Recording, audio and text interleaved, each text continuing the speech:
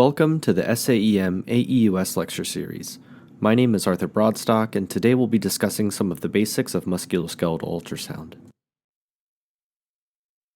In this lecture, we'll begin by discussing some common indications for musculoskeletal ultrasound, followed by a discussion of image acquisition and scanning technique. We'll then highlight a variety of uses of ultrasound for fracture identification in the ED. Lastly, we'll discuss the evaluation of multiple joints with ultrasound, including the shoulder, knee, ankle, and elbow joints. A common use for musculoskeletal ultrasound in the ED is to evaluate for the sequelae of trauma. It can be used to identify fractures, dislocations, or joint hemorrhage in the evaluation of traumatic injuries. In non-traumatic presentations, it is also helpful to evaluate for joint effusions as well as for use in procedural guidance, either to provide local anesthesia or to assist with arthrocentesis. The high-frequency linear probe is most commonly utilized in MSK ultrasound due to its high spatial resolution. The curvilinear probe is often helpful when evaluating the shoulder joint, which we will discuss later in this lecture. Some principles of MSK ultrasound are to start in the area of maximal tenderness, as this is likely the site of underlying pathology. Be sure to obtain full sweeps through the area of interest in two orthogonal planes. It is often helpful to utilize the contralateral side as a comparison or a control. Lastly, be mindful of your probe pressure, as heavy compression may displace and hide subtle joint effusions. Varying your pressure may reveal joint fluid, periosteal hematomas, or other secondary signs of fracture. Water baths can also be a helpful tool when imaging smaller or superficial structures like the hands and feet. Water provides an acoustic interface and is especially helpful when imaging structures with irregular contours that can make consistent contact with the probe footprint difficult. It's also a great tool to use when imaging kids, as you don't need any direct contact with the patient's skin. This clip demonstrates a metacarpophalangeal joint dislocation imaged with a water bath. Bone has a very high acoustic impedance, which means that most ultrasound waves will be reflected off of the cortex and will not transmit through the bone. Therefore, normal bone appears as a bright hyperechoic line with dense posterior shadowing. Focal discontinuities to this hyperechoic surface can represent fractures, but can also indicate joint spaces, growth plates, or penetrating arteries. Comparison with the contralateral side is helpful if there is a question as to if a finding is pathologic or could represent one of these normal anatomic variants. In this clip, a patient presents with chest pain after an MVC. Here we see the sternum in its long axis, and we can visualize the manubriosternal joint, but inferiorly there is a discontinuity in the cortex representing a sternal body fracture.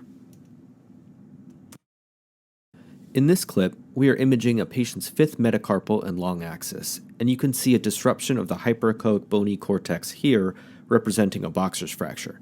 On the left side of the screen, we can also appreciate the metacarpophalangeal joint.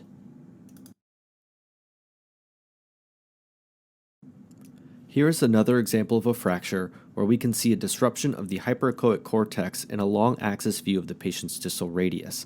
The fracture line can be seen here.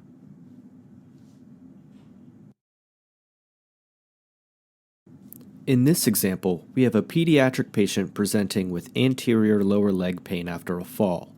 Radiographs were negative in this scenario, but ultrasound demonstrates a cortical irregularity in the anterior tibia around the tibial tuberosity at the site of pain. This example illustrates the utility of comparing with the contralateral side, as we can see that this cortical irregularity is present only on the affected side and is indicative of an underlying fracture. Ultrasound can be helpful in diagnosing rib fractures, as it has been shown to have satisfactory test characteristics and actually outperforms chest X-ray. A systematic review and meta-analysis by Gilbertson et al. Demonstrated a sensitivity of 89% and specificity of 98% in identifying rib fractures when compared with CT imaging. It also showed no differences between ED provider-performed ultrasound versus radiology-performed ultrasound. In this clip, we can identify a subtle cortical irregularity in the center of the screen corresponding to a non-displaced rib fracture. As a last example, ultrasound has favorable test characteristics when used to evaluate pediatric skull fractures. A single-center study in Turkey enrolled 112 children with a suspected skull fracture and reported that ultrasound has a sensitivity of 93.7% and a specificity of 96.8% to detect skull fracture when compared with head CT. Given the prominence of cranial sutures at this age, scanning the contralateral side to evaluate for suture lines is important when performing the scan. This image shows a mildly displaced parietal skull fracture with a small subgaleal hematoma superficial to it. Next, we'll discuss the evaluation of joints with ultrasound. Let's begin by discussing shoulder ultrasound in the ED. Most commonly, we will be utilizing this study to assess for glenohumeral dislocations. Begin by having the patient sit on the edge of the bed and use the curvilinear probe in a transverse orientation over the lateral shoulder.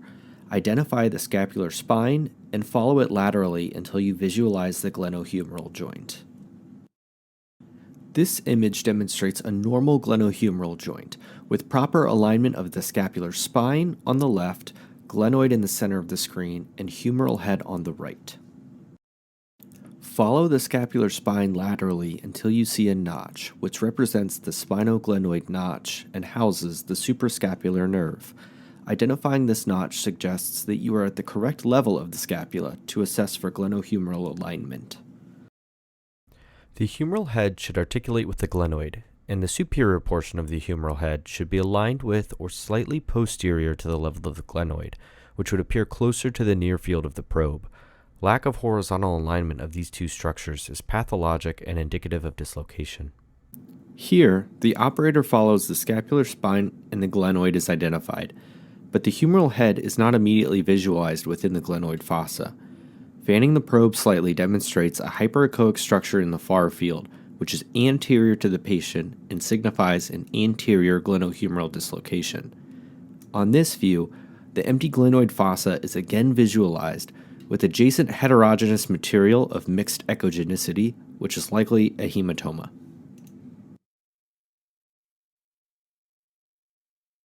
This view is also helpful to facilitate ultrasound-guided intra-articular anesthetic injection. Be mindful that you're imaging from a posterior orientation, so directing your needle into the far field of the screen will be performed by angling your needle anterior to the patient. Posterior shoulder dislocations will demonstrate the humerus within the near field of the screen, closer to the posterior placement of the probe. This image demonstrates the scapular spine and glenoid with displacement of the humeral head posteriorly. Ultrasound has been shown to be highly accurate in diagnosing shoulder dislocations and has the potential to decrease time to diagnosis in ED efficiency. Secco et al. Performed a multi-center prospective observational study in which patients with suspected shoulder dislocations received a shoulder ultrasound after the initial H&P by a non-treating provider blinded to X-ray results. They enrolled 65 patients and found a sensitivity and specificity of 100% for shoulder ultrasound and reported a time to diagnosis of 43 minutes faster with the use of POCUS compared with X-ray. Next, we'll discuss the knee exam. Position the patient in a sitting or supine position with the knee slightly flexed by placing a towel roll underneath the back of the knee.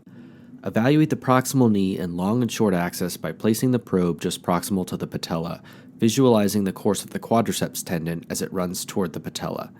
Next, evaluate the distal knee and long and short axis by placing the probe just distal to the patella, visualizing the course of the patellar tendon as it runs distally and inserts onto the tibia. Here is an image of a normal knee and long axis superior to the patella.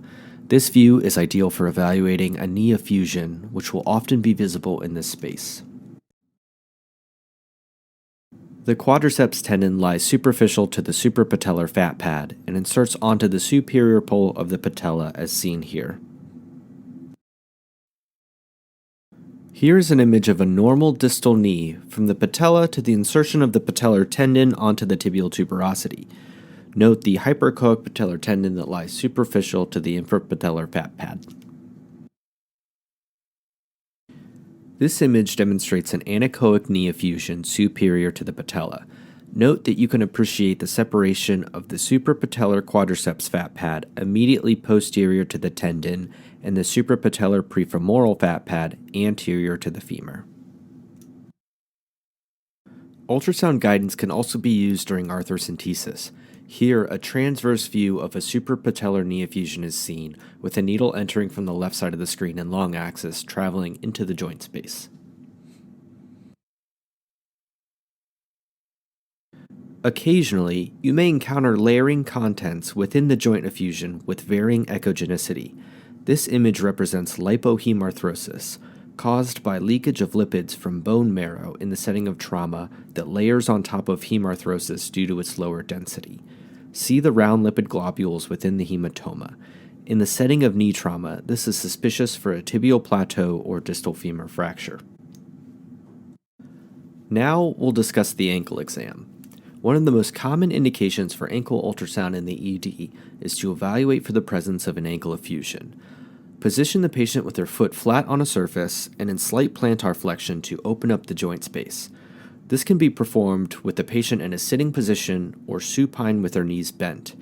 Palpate for the tibialis anterior tendon. You will image the ankle directly underneath this tendon or just lateral to it. Place the probe in a longitudinal orientation along the distal tibia and slide distally until you visualize the tibiotalar joint. Here is a normal view of the tibiotalar joint on ultrasound. On the left side of the screen, you can see the distal tibia, and the talus is in the middle of the screen.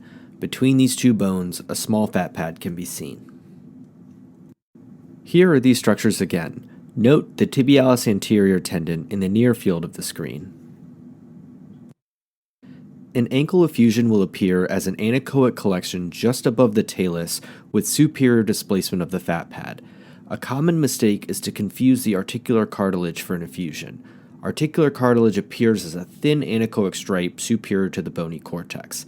Imaging the contralateral side can help distinguish an effusion from articular cartilage. Again, here's the effusion visualized between the articulation of the tibia and talus. Ultrasound is particularly helpful to facilitate ankle arthrocentesis. Here is an in-plane needle approach into the joint space, taking care to avoid the overlying tibial artery and adjacent tendons. Ultrasound has been shown to be beneficial for these medium-sized joint arthrocenteses. A randomized clinical trial performed by Gibbons et al. Showed a significant improvement in success rates for ankle, wrist, and elbow effusions with the use of ultrasound. They enrolled 44 patients and reported a 94% success rate overall with ultrasound, compared with a 60% success rate with a landmark guided technique. Similar efficacy was shown with first attempt success rates. Lastly, we will discuss imaging of the elbow. In the ED, we are often using this exam to evaluate for the presence of an elbow effusion. Use the linear probe and flex the patient's elbow to about 90 degrees. Image in a longitudinal orientation, sliding distally down the posterior humerus until the olecranon fossa and trochlea are visible. This clip demonstrates a normal elbow. We can see the distal posterior humerus on the left side of the screen. The depression in the center of the screen is the olecranon fossa with the posterior humeral fat pad inside. Distal to the olecranon fossa is the trochlea, which articulates with the olecranon of the ulna. The triceps muscle and tendon lies superficial to these bony structures and inserts onto the olecranon. Here is another example of a normal elbow, illustrating the olecranon fossa, the trochlea, the olecranon, and fat pad. In the presence of an elbow effusion, fluid will collect within the olecranon fossa, displacing the fat pad superficially out of the fossa. This displacement creates the Sales sign that is often visible on X-ray. The elbow joint can also be viewed from an anterior approach. Have the patient extend the elbow and slide along the lateral aspect of the distal humerus until the radial head is visible. Here, we can see the distal humerus on the left side of the screen, with the capitellum and radial head coming into view. Note the anechoic stripe on top of the hyperechoic bony cortex of the capitellum and radial head. This is not a joint effusion, but represents the articular cartilage of the joint. Here again, the capitellum and radial head are shown in this anterior view of the elbow. This is a posterior view of the elbow with a joint effusion within the olecranon fossa and displacement of the posterior fat pad.